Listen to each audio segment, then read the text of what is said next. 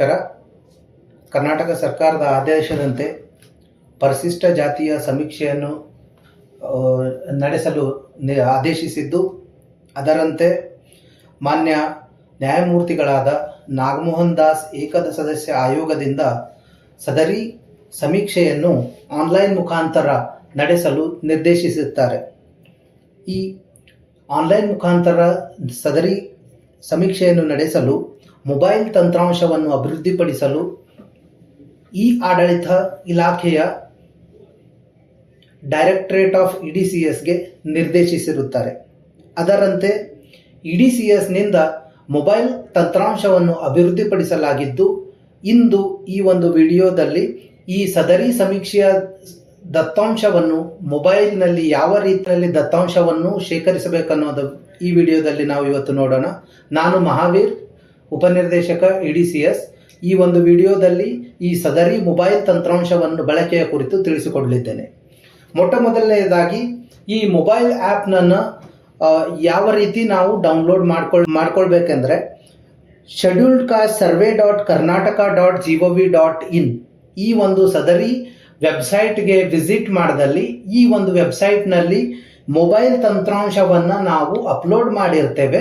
Master trainers, ಜಿಲ್ಲಾ ಹಂತದಲ್ಲಿರುವಂತಹ master trainers ಮತ್ತು EDCSನ ಎಲ್ಲ DPMsಗಳು ಈ ಒಂದು ಮೊಬೈಲ್ ತಂತ್ರಾಂಶವನ್ನು ಡೌನ್ಲೋಡ್ ಮಾಡಿಕೊಂಡು ಅಥವಾ ಡೈರೆಕ್ಟ್ ಆಗಿ EDCS ನಿರ್ದೇಶನಾಲಯದಿಂದ ಫೈನಲ್ APK ಫೈಲನ್ನು ನಾವು ನಮ್ಮ EDCSನ ಎಲ್ಲ DPMsಗಳಿಗೆ ನೇರವಾಗಿ ಸಲ್ಲಿಸ್ತೇವೆ. ಅವರ ಮುಖಾಂತರವಾಗಿ ಮಾಸ್ಟರ್ ಟ್ರೈನರ್ಸ್ಗಳಿಗೆ ಮತ್ತು ಎನ್ಯುಮರೇಟರ್ಸ್ಗಳಿಗೆ ಈ ಒಂದು APK ಫೈಲನ್ನು ಕಳಿಸೋದರ ಮುಖಾಂತರ ಅವರನ್ನು ಡೌನ್ಲೋಡ್ ಮಾಡ್ಕೊಳ್ಬೇಕಾಗುತ್ತೆ. ಈ ಫೈನಲ್ APKಯನ್ನು ದಿನಾಂಕ 5ನೇ ತಾರೀಕಿನಂದು ಮಾನ್ಯ ಘನ ಮುಖ್ಯಮಂತ್ರಿಗಳು ಅಫಿಷಿಯಲ್ ಆಗಿ ಇನಾಗ್ರೇಟ್ ಮಾಡಿದ ನಂತರ 11 ಗಂಟೆಯ ನಂತರ ಇದು ಎಲ್ಲ ವೆಬ್ಸೈಟ್ನಲ್ಲಿ ಮತ್ತು ಎಲ್ಲ DPMsಗಳಿಗೆ ನೇರವಾಗಿ ನಾವು ಒದಗಿಸುವಂತೆ ನಾವು ಅವಕಾಶ ಮಾಡಿ ಕೊಡಲಾಗುತ್ತದೆ. ನೀವು ಅಪ್ಲಿಕೇಶನ್ ಅನ್ನು ಇನ್ಸ್ಟಾಲ್ ಮಾಡಿಕೊಂಡು ಅಪ್ಲಿಕೇಶನ್ ರನ್ ಮಾಡಿದಾಗ ತಮಗೆ ಈ ಸ್ಕ್ರೀನ್ ಕಾಣಿಸ್ತಿದೆ. ಕರ್ನಾಟಕ ಸರ್ಕಾರ ಪರಿಶಿಷ್ಟ ಜಾತಿ ಮೂಲ ಜಾತಿ ಸಮಗ್ರ ಸಮೀಕ್ಷೆ 2025 ಇದು ಹೋಮ್ ಪೇಜ್ನಲ್ಲಿ ಒಂದು ಮೊಬೈಲ್ ಸಂಖ್ಯೆ ಮೊಬೈಲ್ ನಂಬರ್. ಮೊಟ್ಟ ಮೊದಲನೇದಾಗಿ ಈ ಸರ್ವೆ ಸ್ಟಾರ್ಟ್ ಆಗುವುದು ಎನ್ಯುಮರೇಟರ್ಸ್ ಅಂತ ಪ್ರತಿಯೊಂದು ಎನ್ಯುಮರೇಟರ್ ಬೂತ್ಗೆ ಒಬ್ಬೊಬ್ಬರು ಎನ್ಯುಮರೇಟರ್ಸ್ ಅನ್ನ ಐಡೆಂಟಿಫೈ ಮಾಡಿ ಈಗಾಗಲೇ ಮಾನ್ಯ ಜಿಲ್ಲಾಧಿಕಾರಿಗಳ ಲಾಗಿನ್ನಲ್ಲಿ ಮತ್ತೆ ಮಾನ್ಯ AC ಅಸಿಸ್ಟೆಂಟ್ ಕಮಿಷನರ್ ಅವರ ಲಾಗಿನ್ನಿಂದ ಎನ್ಯುಮರೇಟರ್ಸ್ಗಳನ್ನು ಮ್ಯಾಪ್ ಮಾಡಲಾಗಿದೆ. ಸೊ ಆ ಮ್ಯಾಪ್ ಮಾಡುವ ಸಂದರ್ಭದಲ್ಲಿ ಅವರ ಮೊಬೈಲ್ ನಂಬರ್ಗಳನ್ನು ಈಗಾಗಲೇ ನಮ್ಮ ವೆಬ್ ಅಪ್ಲಿಕೇಶನ್ ಮುಖಾಂತರ ವೈಟ್ ಲಿಸ್ಟ್ ಮಾಡಲಾಗಿದೆ. ಸೊ ಆ ವೈಟ್ ಲಿಸ್ಟ್ ಮಾಡಿರುವಂತಕ್ಕಂತಹ ಮೊಬೈಲ್ ನಂಬರ್ ಮಾತ್ರ ಇಲ್ಲಿ ಹಾಕಬೇಕಾಗುತ್ತೆ. ಸಪೋಸ್ ಯಾವುದೋ ಒಂದು ಕಾನ್ಸ್ಟಿಟ್ಯೂನ್ಸಿ ಆ ಬೂತ್ನಲ್ಲಿ ನಾವು ಯಾರಿಗೆ ಮ್ಯಾಪ್ ಮಾಡಲಾಗಿದೆ ಆಲ್ರೆಡಿ ಸಂಬಂಧಪಟ್ಟ ಜಿಲ್ಲೆ ಅಥವಾ ತಾಲೂಕಿನಲ್ಲಿ AC ಲಾಗಿನ್ನಲ್ಲಿ ಯಾವ ಮೊಬೈಲ್ ನಂಬರನ್ನು ಆಲ್ರೆಡಿ ವೈಟ್ ಲಿಸ್ಟ್ ಮಾಡಲಾಗಿದೆ ಆ ಮೊಬೈಲ್ ನಂಬರ್ ನಮೂದಿಸಿದಲ್ಲಿ ಮಾತ್ರ ತಗೊಳ್ಳುತ್ತೆ, ಇಲ್ಲ ಅಂದ್ರೆ ತಗೊಳ್ಳುತ್ತೆ ಆದರೆ OTP ಬಂದ್ರೆ ತಾವು ಎಂಟರ್ ಮಾಡಕ್ ಆಗೋದಿಲ್ಲ. ಸೊ ಮೊದಲನೇದಾಗಿ ನೀವು ಖಚಿತಪಡಿಸ್ಕೊಳ್ಬೇಕೇನಂದ್ರೆ ಯಾವ ಮೊಬೈಲ್ ನಂಬರ್ ವೈಟ್ ಲಿಸ್ಟ್ ಆಗಿದೆಯೋ ತಮ್ಮ AC ಲಾಗಿನ್ ನಲ್ಲಿ ದಯವಿಟ್ಟು ಆ ಮೊಬೈಲ್ ನಂಬರ್ ಅನ್ನ ಈ ಒಂದು ಮೊಬೈಲ್ ನಂಬರ್ಗೆ OTP ಬರುತ್ತೆ, ಆ ಮೊಬೈಲ್ ನಂಬರ್ ಅನ್ನ ಇಲ್ಲಿ ನಮೂದಿಸಿ ಸಬ್ಮಿಟ್ ಬಟನ್ ಅನ್ನ ಕ್ಲಿಕ್ ಮಾಡಬೇಕು. ಸಬ್ಮಿಟ್ ಬಟನ್ ಕ್ಲಿಕ್ ಮಾಡಿದಾಗ ತಮಗೆ ಈ ಪೇಜ್ ಕಾಣುತ್ತೆ. ಈ ಪೇಜ್ ನಲ್ಲಿ ನಿಮಗೆ 3 ಟ್ಯಾಬ್ಗಳಿರುತ್ತೆ. ಹೋಮ್, ಡ್ಯಾಶ್ ಬೋರ್ಡ್, ಸಮೀಕ್ಷೆ ಪ್ರಾರಂಭಿಸಿ, ಬಾಕಿ ಇರುವ ಪಟ್ಟಿ. ತಾವು ಸಮೀಕ್ಷೆಯನ್ನು ಪ್ರಾರಂಭಿಸಿ ಆರ್ ಸ್ಟಾರ್ಟ್ ಸರ್ವೆ ಅಂತ ಏನಿದೆ ಬಟನ್ ಅದನ್ನ ಕ್ಲಿಕ್ ಮಾಡಬೇಕು. ಕ್ಲಿಕ್ ಮಾಡಿದಾಗ ತಮಗೆ ಈ ಪೇಜ್ ಕಾಣಿಸ್ತದೆ. ಇದು ಮೊದಲನೇ ಪೇಜ್. ಇದರಲ್ಲಿ 3 ಫೀಲ್ಡ್ಗಳಿದಾವೆ. Enter voter list serial number. Enter voter list serial number ಅಂದಾಗ ಇದರಲ್ಲಿ ಮನೆಯ ಕುಟುಂಬದ ಮುಖ್ಯಸ್ಥರ ವೋಟರ್ ಲಿಸ್ಟ್ ನಲ್ಲಿರುವ ಸೀರಿಯಲ್ ನಂಬರ್ ಅನ್ನ ಇದರಲ್ಲಿ ಎಂಟರ್ ಮಾಡಬೇಕು. ಇನ್ನೊಂದು ಅಂಶ ಎಲ್ಲ ಎನ್ಯುಮರೇಟರ್ಸ್ ಗಮನಿಸಬೇಕಾಗಿರೋದೇನಂದ್ರೆ ಈಗಾಗಲೇ ತಮ್ಮೆಲ್ಲರಿಗೂ ಗೊತ್ತಿರುವಂಗೆ ಪ್ರತಿ ಬೂತ್ನಲ್ಲಿ ಮ್ಯಾಕ್ಸಿಮಮ್ 1500 ಇಂದ 2000 ಮಾತ್ರ ವೋಟರ್ಸ್ ಇರೋ ಕಾರಣಕ್ಕೆ ನೀವು ಆ ರೇಂಜ್ ಒಳಗಡೆ ಮಾತ್ರ ನಂಬರ್ ಎಂಟ್ರಿ ಮಾಡಿದ್ರೆ ಮಾತ್ರ ತಗೊಳ್ಳುತ್ತೆ. ದಯವಿಟ್ಟು ಎಲ್ಲಾ ಎನ್ಯುಮರೇಟರ್ಸ್ ಇದನ್ನು ಗಮನಿಸಿ. ತಾವು ಎಲ್ಲೋ ಒಂದ್ ಕಡೆ ಸರ್ವೆಗೆ ಹೋಗಿರ್ತೀರ ಸಿಟಿ ಲಿಮಿಟ್ಸ್ ಅಲ್ಲಿ ತಾವು ಸರ್ವೆಗೆ ಹೋದಾಗ ಆ ಮನೆಯವರು ಎಲ್ಲಿಂದನೋ ಮೈಗ್ರೇಟ್ ಆಗಿರ್ತಾರೆ, ಅಂದ್ರೆ ಬೇರೆ ಡಿಸ್ಟಿಕ್ ಇಂದ ಇರ್ತಾರೆ. ಅವಾಗೂ ಕೂಡ ತಾವು ಸರ್ವೆ ಮಾಡಬೇಕಾಗುತ್ತದೆ. ಯಾವ ರೀತಿ ಸರ್ವೆ ಮಾಡಬೇಕು? ಬಿಕಾಸ್ ಅವ್ರ ವೋಟರ್ ಲಿಸ್ಟ್ ಅಲ್ಲಿ ಸಪೋಸ್ ನೀವು ಬೀದರ್ನಲ್ಲಿ ಸಪೋಸ್ ಸರ್ವೆ ಮಾಡ್ತಿದ್ದೀರಾ, ಯಾರೋ ಒಬ್ರು ಮೈಗ್ರೆಂಟ್ ಹುಬ್ಳಿಯಿಂದ ಬೀದರ್ನಲ್ಲಿ ವಾಸಿಸ್ತಾ ಇರ್ತಾರೆ. ಆವಾಗ ನೀವು ವಿಸಿಟ್ ಮನೆಗೆ ಹೋದಾಗ ಅವ್ರದ್ದು ವೋಟರ್ ಲಿಸ್ಟ್ ಅಲ್ಲಿ ಹೆಸರು ಇರೋದಿಲ್ಲ, ಕುಟುಂಬ ಸದಸ್ಯರದು ಇರೋದಿಲ್ಲ. ತಾವು ತಗೊಂಡು ತಮ್ಮ ಬೂತ್ ಯಾವ ಬೂತ್ ಇರುತ್ತೆ ಆ ಬೂತಿನ ವೋಟರ್ ಲಿಸ್ಟ್ ಅಲ್ಲಿ ಅವ್ರ ಹೆಸರು ಇರಲ್ಲ. ಆ ಸಂದರ್ಭದಲ್ಲಿ ತಾವು ಇಲ್ಲೊಂದು ಚೆಕ್ ಬಾಕ್ಸ್ ಕೊಡಲಾಗಿದೆ, ನಿಮ್ಮ ಕುಟುಂಬ ಮತದಾರರ ಪಟ್ಟಿಯಲ್ಲಿ ಇಲ್ಲದಿದ್ದರೆ ಚೆಕ್ ಬಾಕ್ಸ್ ಅನ್ನು ಟಿಕ್ ಮಾಡಿ ಅಂತ. ಆ ಚೆಕ್ ಬಾಕ್ಸ್ ಅನ್ನ ತಾವು ಎನ್ಯುಮರೇಟರ್ಸ್ ಟಿಕ್ ಮಾಡಬೇಕು. ಆ ಸಂದರ್ಭದಲ್ಲಿ ನೀವು ವೋಟರ್ ಲಿಸ್ಟ್ ನಂಬರ್ ಅನ್ನ ನಮೂದಿಸುವ ಅಗತ್ಯತೆ ಇರುವುದಿಲ್ಲ. ನಿಮ್ಮ ಕುಟುಂಬದ ಯಾವುದೇ ಸದಸ್ಯರು ಈ ಕೆಳಗಿನ ವರ್ಗಕ್ಕೆ ಸೇರಿದವರೇ. ಇದರಲ್ಲಿ 2 ರೇಡಿಯೋ ಬಟನ್ಗಳಿದಾವೆ, ಪರಿಶಿಷ್ಟ ಜಾತಿ ಮತ್ತೊಂದು ಪರಿಶಿಷ್ಟ ಜಾತಿ ಅಲ್ಲ. ಸಮಾಜ ಕಲ್ಯಾಣ ಇಲಾಖೆಯ ತರಬೇತಿಯಲ್ಲಿ ತಿಳಿಸಿರುವಂತೆ ಎಲ್ಲಾ ಎನ್ಯುಮರೇಟರ್ಸಿಗೆ ತಾವು ಸಮೀಕ್ಷೆಗೆ ಹೋಗುವ ಸಂದರ್ಭದಲ್ಲಿ ತಮಗೆ ಒಂದು ವೋಟರ್ ಲಿಸ್ಟ್ ಅನ್ನು, ತಮ್ಮ ಬೂತ್ನ ವೋಟರ್ಸ್ ಲಿಸ್ಟ್ ಅನ್ನು ಕೊಟ್ಟಿರ್ತಾರೆ, ಮತ್ತೆ ಕೈಪಿಡಿಯನ್ನು ಕೂಡ ಕೊಟ್ಟಿರ್ತಾರೆ. ಆ ವೋಟರ್ ಲಿಸ್ಟ್ ಅಲ್ಲಿ ಅವ್ರ ಸೀರಿಯಲ್ ನಂಬರ್ ಸಪೋಸ್ ಇದ್ರೆ ಅವ್ರ ವೋಟರ್ ಲಿಸ್ಟ್ ಅಲ್ಲಿರೋ ಸೀರಿಯಲ್ ನಂಬರ್ ಅನ್ನ ತಾವೇ ಹುಡುಕಿ ಎಂಟರ್ ಮಾಡಬೇಕಾಗುತ್ತೆ ಮೇಲ್ಗಡೆ ತಮ್ಮ ತೋರಿಸಿರುವಂಗೆ. ಮತ್ತೆ ಮನೆ ನಂಬರ್ನು ವೋಟರ್ ಲಿಸ್ಟ್ ಅಲ್ಲಿ ಇದ್ರೆ ಡೈರೆಕ್ಟ್ ಆಗಿ ತಾವೇ ಎಂಟರ್ ಮಾಡಿ, ಅಥವಾ ಆ ಫ್ಯಾಮಿಲಿಯವರಿಗೆ ಕುಟುಂಬದವರಿಗೆ ಕೇಳಿ, ಗೊತ್ತಿಲ್ಲದ ಪಕ್ಷದಲ್ಲಿ ಕೊನೆಯದಾಗಿ ತಾವು 00 ಅಂತ ಎಂಟರ್ ಮಾಡಿ. ಸೊ ನಾನ್ SC ಆದಾಗ ಜಸ್ಟ್ ಈ 3 ಪ್ರಶ್ನೆಗಳಿಗೆ ತಾವು ಉತ್ತರವನ್ನು ಸಲ್ಲಿಸಿ ಸಬ್ಮಿಟ್ ಅನ್ನ ಕ್ಲಿಕ್ ಮಾಡಿದ್ರಲ್ಲಿ ಅಲ್ಲಿಗೆ ಸರ್ವೆ ಕಂಟಿನ್ಯೂ ಅಂತ ಕ್ಲಿಕ್ ಮಾಡಿದಾಗ ಅಲ್ಲಿಗೆ ಆ ಮನೆಯ ಸರ್ವೆ ಮುಕ್ತಾಯವಾಗುತ್ತದೆ. ಇದು ನಾನ್ SC ಅಥವಾ ಪರಿಶಿಷ್ಟ ಜಾತಿ ಅಲ್ಲದ ಕುಟುಂಬದ ಸರ್ವೆ ಬಗ್ಗೆ ಅಲ್ಲಿಗೆ ಅದು ಮುಕ್ತಾಯ ಆಗುತ್ತೆ. ಕ್ಲಿಕ್ ಮಾಡಿದ ನಂತರ ತಮಗೆ ಈ ರೀತಿ 3 ಆಪ್ಷನ್ಗಳು ತಮಗೆ ಕಾಣಿಸ್ಕೊಳ್ತವೆ. ಒಂದು, ತಾವು ರೇಷನ್ ಕಾರ್ಡ್ ನಂಬರ್ ಅನ್ನ ನಮೂದಿಸುವ ಮೂಲಕ ತಾವು ಸರ್ವೆಯಲ್ಲಿ ಭಾಗವಹಿಸಬಹುದಾಗಿದೆ. ಎರಡನೇದಾಗಿ ಆಧಾರ್ ನೇಮ್ ಅನ್ನ, ಆಧಾರ್ ಕಾರ್ಡ್ ಇರುತ್ತಲ್ಲ ತಮ್ಮ ಹತ್ರ, ಆ ಆಧಾರ್ ನಲ್ಲಿರುವಂತಹ ನೇಮ್ ಅನ್ನ ನಮೂದಿಸುವ ಮೂಲಕ ಈ ಸರ್ವೆಯಲ್ಲಿ ಭಾಗವಹಿಸಬಹುದಾಗಿದೆ. ಮೂರನೇದಾಗಿ ಇವೆರಡೂ ಇಲ್ಲ ಅಂದ ಪಕ್ಷದಲ್ಲಿ ರೇಷನ್ ಕಾರ್ಡ್ ಮತ್ತು ಆಧಾರ್ ಕಾರ್ಡ್ ಇವೆರಡೂ ಇಲ್ಲ ಅಂದಾಗ ಕಡ್ಡಾಯವಾಗಿ ತಾವು ಆಧಾರ್ನಲ್ಲಿ ಎನ್ರೋಲ್ ಮಾಡಿಕೊಳ್ಳಲೇಬೇಕಾಗುತ್ತದೆ. ಮೊದಲನೇ ಆಯ್ಕೆಯನ್ನು ಸೆಲೆಕ್ಟ್ ಮಾಡ್ಕೋತೀನಿ, ಪಡಿತರ ಚೀಟಿ ಅಂತ ಸೆಲೆಕ್ಟ್ ಮಾಡಿದಾಗ ಕುಟುಂಬ ಮುಖ್ಯಸ್ಥರಿಗೆ ತಾವು ರೇಷನ್ ಕಾರ್ಡ್ ನಂಬರ್ ಅನ್ನ ಹೇಳೋದಕ್ಕೆ ಅಥವಾ ಹೇಳೋದಕ್ಕೆ ಕೇಳಿ ಆ ರೇಷನ್ ಕಾರ್ಡ್ ನಂಬರ್ ಅನ್ನ ತಾವು ಇಲ್ಲಿ ನಮೂದಿಸಿ ಇಲ್ಲಿ 2 ಬಟನ್ ಇದಾವೆ, ಒಂದು ಆಫ್ಲೈನ್ ಅಂತ, ಒಂದು ಸಬ್ಮಿಟ್ ಅಂತ. ಆಫ್ಲೈನ್ ಬಗ್ಗೆ ನಾನು ಹೇಳ್ತೀನಿ. ಎಂಟರ್ ಆದ ತಕ್ಷಣ ತಾವು ಸಬ್ಮಿಟ್ ಅನ್ನೋ ಬಟನ್ ಇಲ್ಲಿ ಕಾಣಿಸ್ತಿದೆಯಲ್ಲ, ಇದನ್ನ ಕ್ಲಿಕ್ ಮಾಡಬೇಕು. ತಾವು ಸಲ್ಲಿಸಿ ಅನ್ನೋ ಬಟನ್ ಅನ್ನ ಕ್ಲಿಕ್ ಮಾಡಿದಾಗ ತಮಗೆ ಈ ರೀತಿ ಒಂದು ಮೆಸೇಜ್ ಕಾಣಿಸುತ್ತದೆ. ಕುಟುಂಬದ SC ಕುಟುಂಬವಾಗಿದ್ರೆ ಈ ಕುಟುಂಬವು ಪರಿಶಿಷ್ಟ ಜಾತಿ ಸಮುದಾಯಕ್ಕೆ ಸೇರಿರುತ್ತದೆ ಅಂತ ಮೆಸೇಜ್ ಬರುತ್ತದೆ. ಆ ಪಕ್ಷದಲ್ಲಿ ಮಾತ್ರ ಅವರ ಸರ್ವೆಯನ್ನ ಕಂಟಿನ್ಯೂ ಮಾಡೋದಕ್ಕೆ ನಾವು ತಂತ್ರಾಂಶದಲ್ಲಿ ಅವಕಾಶ ಮಾಡಿಕೊಟ್ಟಿದ್ದೀವಿ. ಸೊ ಇದು ಎನ್ಯುಮರೇಟರ್. ಇದು ಇನ್ನೊಂದು ಕೇರ್ಫುಲ್ ಆಗಿ ತಾವೆಲ್ಲರೂ ಇನ್ನೊಮ್ಮೆ ಕೇಳಿಸ್ಕೊಳ್ಳಿ.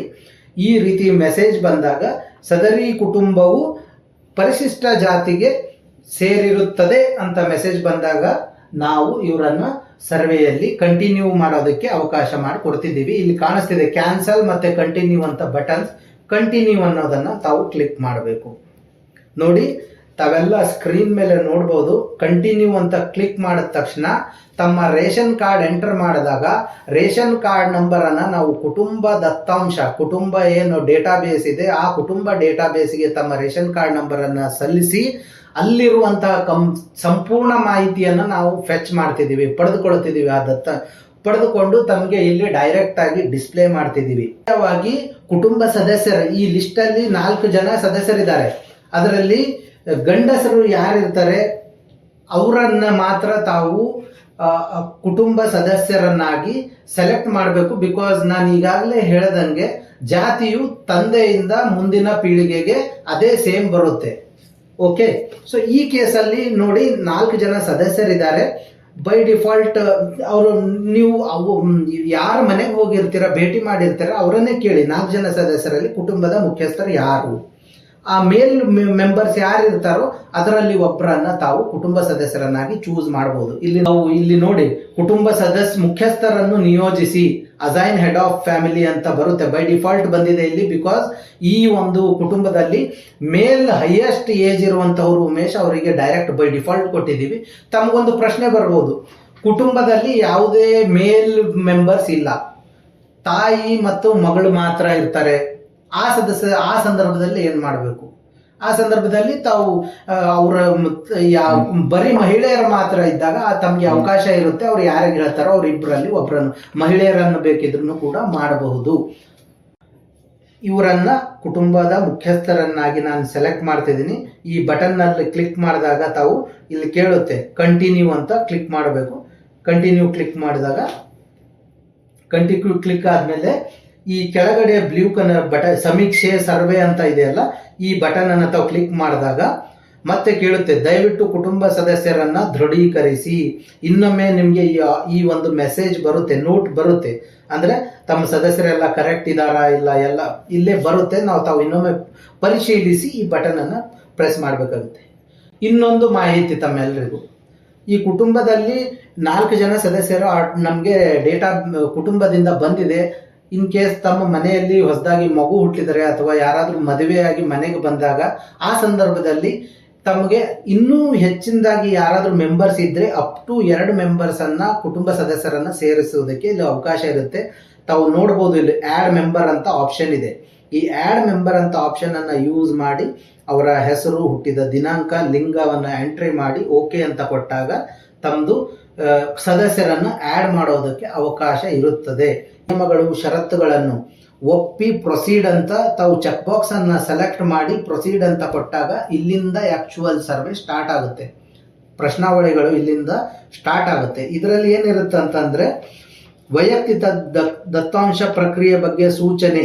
ಇದನ್ನ ತಮಗೆ ಎನ್ಯುಮರೇಟರ್ಸ್ ಅವರು ಓದಿ ಹೇಳಿದ ನಂತರ ತಮ್ಗೆಲ್ಲ ಓದಿ ಹೇಳ್ತಾರೆ. ಅದಾದ ನಂತರ ಚೆಕ್ ಬಾಕ್ಸ್ ಅನ್ನ ಸೆಲೆಕ್ಟ್ ಮಾಡಿದ ನಂತರ ಪ್ರೊಸೀಡ್ ಅಂತ ಕ್ಲಿಕ್ ಮಾಡ್ತಾರೆ.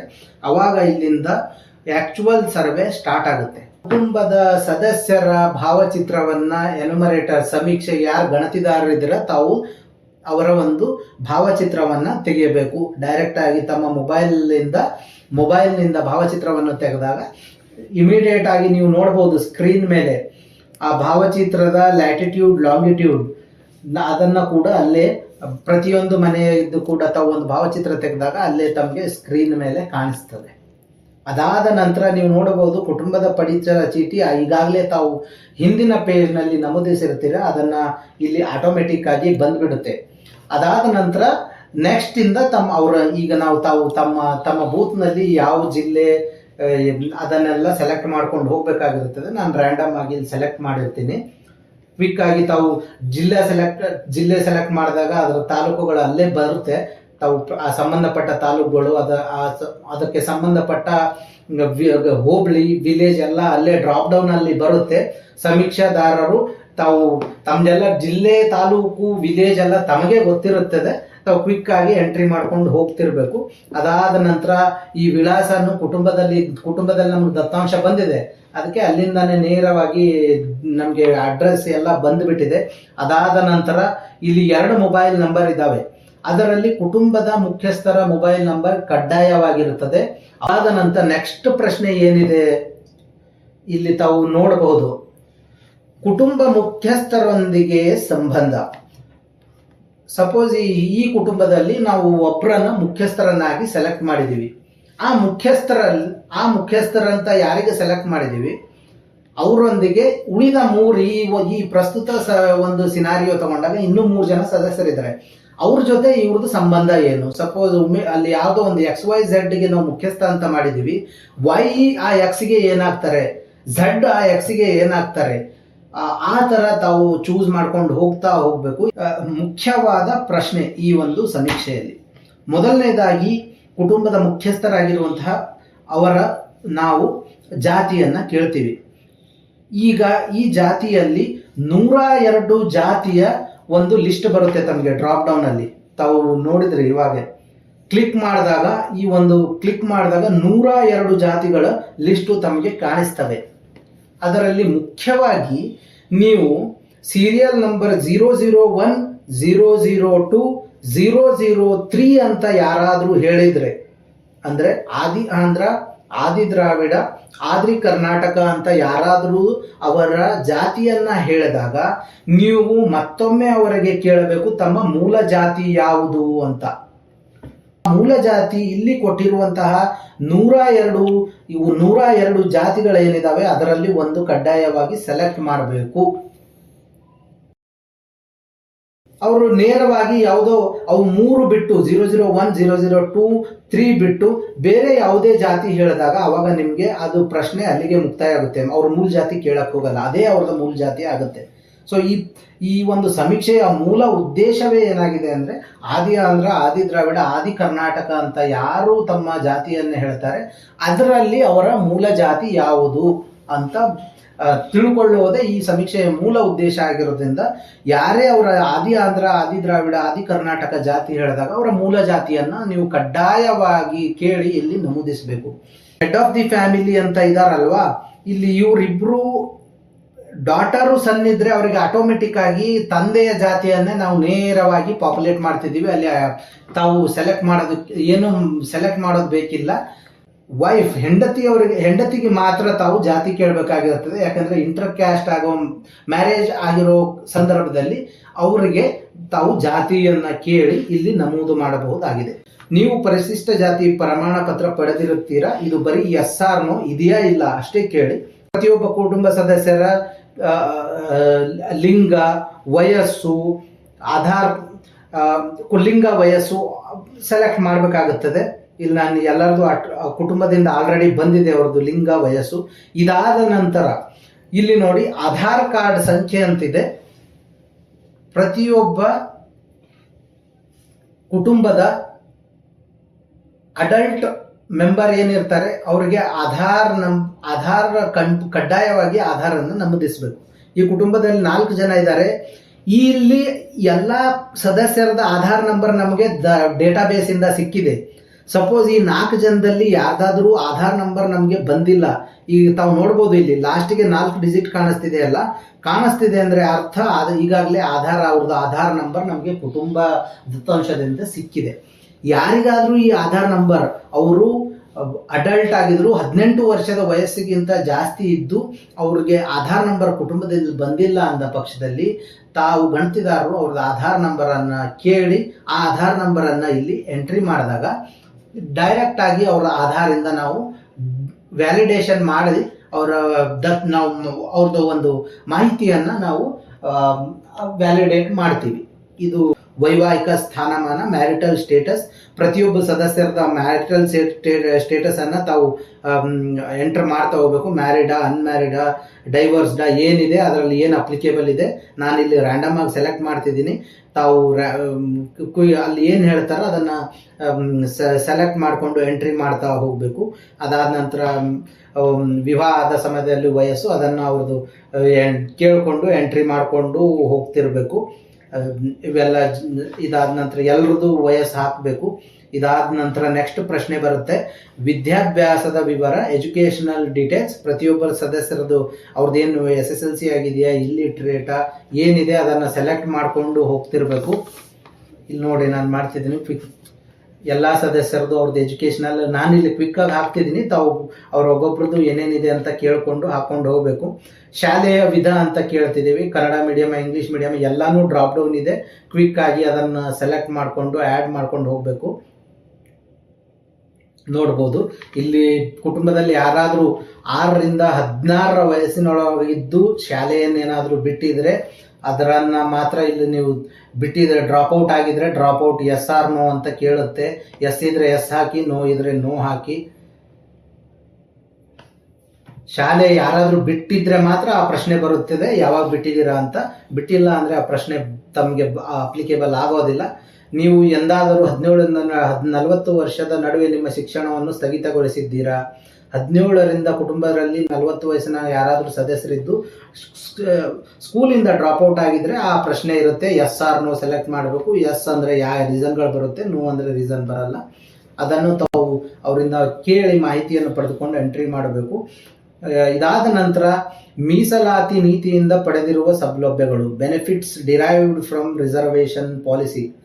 ಈಗ ಯಾವುದಾದ್ರೂ ಕುಟುಂಬದಲ್ಲಿ ರಿಸರ್ವೇಷನಲ್ಲಿ ಸೀಟ್ಗಳು ಸಿಕ್ಕಿದೆಯಾ, ಡಿಗ್ರಿ, ಡಿಪ್ಲೊಮಾ, ಇಂಜಿನಿಯರಿಂಗ್, ಅದಂತ ತಾವು ಕೇಳಿ ಅದನ್ನು ಸೆಲೆಕ್ಟ್ ಮಾಡ್ಕೊಳ್ಬೇಕು. ಅದೇ ರೀತಿ ಹಾಸ್ಟೆಲ್ ಬೆನಿಫಿಟನ್ನು ಕೂಡ ತಾವು ಎಜುಕೇಷನ್ ಓದ್ತಿರ್ಬೇಕಾದ್ರೆ ತಾವು ಹಾಸ್ಟೆಲ್ ಬೆನಿಫಿಟನ್ನು ಪಡೆದಿದ್ದೀರಾ ಅಂತ ಕೇಳಿ ಅದನ್ನು ಕೂಡ ಇಲ್ಲಿ ಡ್ರಾಪ್ ಡೌನ್ ಬರುತ್ತದೆ. ಅದನ್ನು ಸೆಲೆಕ್ಟ್ ಮಾಡ್ಕೊಳ್ಬೇಕು. ಪೋಸ್ಟ್ ಮ್ಯಾಟ್ರಿಕಾ ಅಂದರೆ ಕಾಲೇಜ್ ಹಂತದಲ್ಲ ಅಥವಾ ಸ್ಕೂಲ್ ಹಂತದಲ್ಲಿ ತಾವೇನಾದರೂ ಬೆನಿಫಿಟ್. ಮತ್ತೊಂದು ಪ್ರಶ್ನೆಯಲ್ಲಿ ನಾವು ನೋಡ್ಬೋದು ಸ್ಟೂಡೆಂಟ್ ಸ್ಕಾಲರ್ಶಿಪ್. ತಾವು ಓದೋ ಸಮಯದಲ್ಲಿ ಏನಾದರೂ ಸ್ಕಾಲರ್ಶಿಪ್ ಪಡೆದುಕೊಂಡಿದ್ದಾರಾ, ಅದು ಪ್ರಶ್ನೆ ಇರುತ್ತೆ. ಅದನ್ನು ಕೂಡ ತಾವು ಕೇಳಿ ನಮೂದು ಮಾಡಬೇಕಿಲ್ಲಿ. ಈ ರೀತಿ ಇಲ್ಲಿಂದ ಎಲ್ಲ ಡ್ರಾಪ್ ಡೌನ್ಗಳಿರ್ತವೆ. ತಾವು ಸದಸ್ಯರ ಹತ್ರ ಕೇಳಿಕೊಂಡು ಎಂಟ್ರಿ ಮಾಡಿಕೊಂಡು ನೆಕ್ಸ್ಟ್ ಮಾಡ್ಕೊಂಡು ಹೋಗಬೇಕಾಗಿರುತ್ತದೆ. ನೀವು ಹಾಲಿ ಕೆಲಸ ಮಾಡುತ್ತಿದ್ದೀರಾ, ಏನಾದರೂ ಕೆಲಸ ಮಾಡ್ತಿದ್ದೀರಾ, ಇಲ್ಲಿ ಡ್ರಾಪ್ ಡೌನ್ ಬರುತ್ತೆ. ಎಸ್ ಅಂದಾಗ ಮಾತ್ರ ಎಲ್ರಿಗೂ ಕೇಳಬೇಕು. ಎಲ್ರಿಗೂ ಅಂದರೆ ಅಡಲ್ಟ್ ಇದ್ರೆ ಎಲ್ರಿಗೂ ಕೇಳಬೇಕಾಗುತ್ತದೆ. ಚೈಲ್ಡ್ ಲೇಬರು ಇರ್ಬೋದು, ಎಲ್ರಿಗೂ ಕೇಳಬೇಕು ತಾವು ಕೆಲಸ ಮಾಡ್ತಿದ್ದಾರಾ ಇಲ್ಲ ಅಂತ. ಅದಾದ ನಂತರ ತಾವು ಗೌರ್ಮೆಂಟ್ ಸೆಕ್ಟರಲ್ಲಿ ಕೆಲಸ ಮಾಡ್ತಿದ್ದೀರಾ ಅಥವಾ ಪ್ರೈವೇಟ್ ಸೆಕ್ಟರಲ್ಲಿ ಅನ್ನೋ ಇನ್ನೊಂದು ಕ್ವಶನ್ ಇರುತ್ತದೆ. ಎಸ್ ಅಂದಾಗ ಮಾತ್ರ ಇದು ಬರುತ್ತದೆ. ನೋ ಅಂದಾಗ ಅದು ಪ್ರಶ್ನೆ ಉದ್ಭವಿಸೋದಿಲ್ಲ. ಅದಾದ ನಂತರ ಸೆಲೆಕ್ಟ್ ಮಾಡಬೇಕು ಅವರು ಯಾವ ಇದರಲ್ಲಿ ಕೆಲಸ ಮಾಡ್ತಿದ್ದಾರೆ. ನೀವು ತೊಡಗಿರುವ ಉದ್ಯೋಗ ಅಥವಾ ಅವರು ಪ್ರೈವೇಟ್ ಎಂಪ್ಲಾಯಿ ಆಗಿರುವ ಆಗಿದ್ರೆ ಯಾವ ಬಿಸ್ನೆಸ್ಸು, ಎಂಪ್ಲಾಯ್ಮೆಂಟು ಅಂತ ಒಂದು ಲಿಸ್ಟ್ ಕೊಟ್ಟಿದ್ದಿದೆ. ಈ ಲಿಸ್ಟಿಂದ ತಾವು ಸೆಲೆಕ್ಟ್ ಮಾಡಬೇಕು ಯಾವುದಾದ್ರೂ ಒಂದು, ಯಾವ ಜಾಬು ಅನ್ನೋದು ಕೂಡ. ನಾನು ಈಗಾಗಲೇ ತಮ್ಮ ತಿಳಿಸಿದಂಗೆ ಯಾವುದನ್ನು ಕೂಡ ತಾವು ಎಂಟರ್ ಮಾಡಬೇಕಾಗಿಲ್ಲ. ಎಲ್ಲವೂ ಕೂಡ ಡ್ರಾಪ್ ಡೌನ್ ಒದಗಿಸಲಾಗಿದೆ. ಅದರಲ್ಲಿರುವಂಥದ್ದು ಒಂದನ್ನು ತಾವು ಸೆಲೆಕ್ಟ್ ಮಾಡಬೇಕು. ಯಾವುದು ಅಪ್ಲಿಕೇಬಲ್ ಇರುತ್ತೆ ಅದನ್ನು ಕಂಪ್ಲೀಟ್. ಎಲ್ಲಿನೂ ಕೂಡ ತಮಗೆ ಎಂಟರ್ ಮಾಡೋದಕ್ಕೆ ಇಲ್ಲ. ಅಪ್ಲಿಕೇಶನ್ ಅಷ್ಟು ಸುಲಭವಾಗಿ ನಾವು ವಿನ್ಯಾಸಗೊಳಿಸಿದ್ವಿ. ಈಗ ಇದೊಂದು ಮುಖ್ಯವಾದ ಪ್ರಶ್ನೆ. ಇನ್ನೊಂದು, ನಿಮ್ಮ ಕುಟುಂಬದ ಕುಲಕಸಬು ಯಾವುದು ಅಂತ ಕೇಳಬೇಕು. ಈಗಾಗಲೇ ಇದನ್ನು ಕೂಡ ಡ್ರಾಪ್ ಡೌನ್ ಇರುತ್ತೆ. ಅವರು ಯಾವ್ದು ಹೇಳ್ತಾರೆ ಅದನ್ನು ಸೆಲೆಕ್ಟ್ ಮಾಡಬೇಕು. ಅವ್ರಿಗೆ ಗೊತ್ತಿಲ್ಲದ ಪಕ್ಷದಲ್ಲಿ ಇತರೆ ಅಥವಾ ನನ್ ಅನ್ನೋ ಒಂದು ಆಪ್ಷನನ್ನು ನಾವು ಯಾವುದು ಇಲ್ಲ ಅನ್ನೋದನ್ನು ಕೊಟ್ಟಿದ್ದೀವಿ, ಅದನ್ನು ಸೆಲೆಕ್ಟ್ ಮಾಡಬೇಕು. ಅದೇ ರೀತಿ ಎಲ್ಲ ಸದಸ್ಯರಿಗೂ ಕೂಡ ಕುಲಕಸಬನ್ನು ನಾವು ಕೇಳ್ತೀವಿ. ಈ ರೀತಿ ಸೆಲೆಕ್ಟ್ ಮಾಡಿ ಎಂಟರ್ ಮಾಡಬೇಕು. ಅದಾದ ನಂತರ ಆ್ಯನ್ಯುವಲ್ ಇನ್ಕಮ್, ಕುಟುಂಬದ ಪ್ರತಿಯೊಬ್ಬರದು ಆ್ಯನ್ಯುವಲ್ ಇನ್ಕಮ್ ಎಷ್ಟಿದೆ ಅದನ್ನ ತಂತ್ರಾಂಶದಲ್ಲಿ ಕೇವಲ ಒಂದು ಮಾತ್ರ ಫೀಚರ್ ಇದೆ, ಅದು ಸೈನ್ಡ್ ಫೋಟೋ ಅಂತಿದೆ. ಇನ್ನೊಂದು ಕೂಡ ಆಪ್ಷನ್ ಇಲ್ಲಿ ಬರುತ್ತೆ, ಈ ಸೈನ್ ಅನ್ನೋ ಆಪ್ಷನ್ ಕೂಡ ಇಲ್ಲಿ ಬರುತ್ತೆ. ಸೊ ಎರಡರಲ್ಲಿ ಒಂದು ಆಪ್ಷನ್ ಅನ್ನ ಯೂಸ್ ಮಾಡಿಕೊಂಡು ತಾವು ಈ ಒಂದು ಅರ್ಜಿಯನ್ನ ಆ ಒಂದು ಸರ್ವೆ, ಆ ಕುಟುಂಬದ ಸರ್ವೆಯನ್ನ ಸಲ್ಲಿಸಬೇಕಾಗುತ್ತೆ. ಇನ್ನೊಮ್ಮೆ ನೋಟ್ ಮಾಡ್ಕೊಳ್ಳಿ, ಇಲ್ಲಿ ಎರಡು ಆಪ್ಷನ್ ಬರುತ್ತೆ. ಇದರಲ್ಲಿ ಒಂದೇ ಇದೆ, ಏನು ಸಹಿ ಮಾಡಿದ್ರ ಭಾವಚಿತ್ರ ಅಂತ ಇದೆ. ಇನ್ನೊಂದು ಆಪ್ಷನ್ ಕೂಡ ಬರುತ್ತೆ, ಈ ಸೈನ್ ಅಂತ ಬರುತ್ತೆ. ಎರಡರಲ್ಲಿ ಒಂದು ಆಪ್ಷನ್ ಅನ್ನ ಯೂಸ್ ಮಾಡಿಕೊಂಡು ಸಬ್ಮಿಟ್ ಮಾಡಬೇಕಾಗಿರುತ್ತದೆ. ಈಗ ನಾನು ಈ ಸೈನ್ ಬಗ್ಗೆ ಹೇಳ್ತೀನಿ, ಅದು ಇದರಲ್ಲಿ ಇಲ್ಲ. ಈ ಸೈನ್ ಅಂದಾಗ, ಈ ಸೈನ್ ಅನ್ನೋ ಆಪ್ಷನ್ ಅನ್ನು ಚೂಸ್ ಮಾಡಿದಾಗ ನೀವು ಆ ಕುಟುಂಬದ ಮುಖ್ಯಸ್ಥರದ ಒಂದು ಆಧಾರ್ ನಂಬರ್ ಏನಿರುತ್ತಲ್ಲ, ಆಧಾರ್ ನಂಬರ್ ಅನ್ನ ತಾವು ಕೇಳಬೇಕು. ಇಲ್ಲಿ ಟೆಕ್ಸ್ಟ್ ಬಾಕ್ಸ್ ಬರುತ್ತೆ, ಅದರಲ್ಲಿ ತಾವು ಎಂಟರ್ ಮಾಡಿದಾಗ ಅವ್ರ ಆಧಾರ್ ಲಿಂಕ್ಡ್ ಮೊಬೈಲ್ ನಂಬರ್ಗೆ OTP ಹೋಗುತ್ತೆ. ಆ OTP ಅನ್ನ ಎಂಟರ್ ಮಾಡಿದ ತಕ್ಷಣ ಅದು ಆಟೋ ಸೈನ್ ಆಗಿ ಸಬ್ಮಿಟ್ ಅಂತ ಕ್ಲಿಕ್ ಮಾಡೋದಕ್ಕೆ ಆಪ್ಷನ್ ಕೇಳುತ್ತೆ. ಆಟೋಮೆಟಿಕ್ ಆಗಿ ಸಬ್ಮಿಟ್ ಆಗುತ್ತೆ.